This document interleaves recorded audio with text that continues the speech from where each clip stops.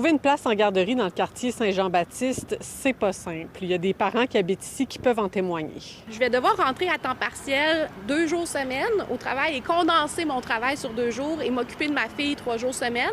Je ne devrais pas avoir à choisir entre la garde de ma fille, mon travail à temps plein puis mon quartier. On n'a pas le choix de retourner à Montréal où on a un pied à terre en location et qu'on a pu avoir une garderie privée.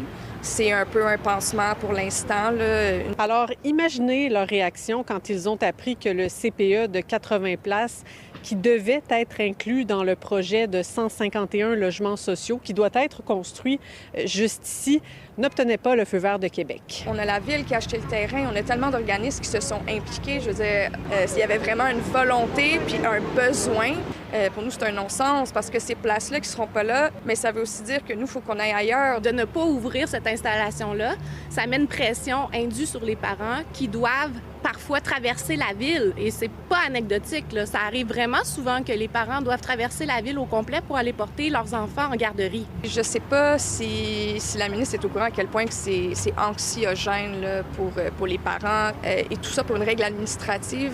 Le député du secteur, Étienne Grandmont, explique que pour des raisons démographiques, le ministère de la Famille autorise actuellement seulement des projets d'agrandissement de CPE, mais pas de nouvelles constructions. Ça répondrait à un besoin qui est immense.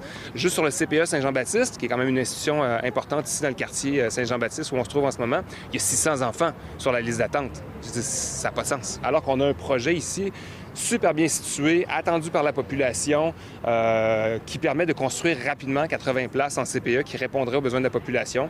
Donc, on s'explique très, très mal pourquoi la ministre décide d'être complètement fermée à cette possibilité-là, de revoir les critères tout simplement pour avoir ces places-là ici à côté. De son côté, le ministère de la Famille affirme que les règles d'attribution des places subventionnées doivent être les mêmes pour tout le monde. On ne peut pas modifier les critères de recevabilité pour répondre à une demande particulière, même lorsqu'il s'agit d'un projet important pour le quartier. De son côté, la Ville de Québec se dit déçue de la décision du ministère de la Famille, mais espère surtout que cette décision ne retardera pas le début des travaux qui est prévu pour le printemps 2027. À Québec, Laurence Royer pour Nouveau Info.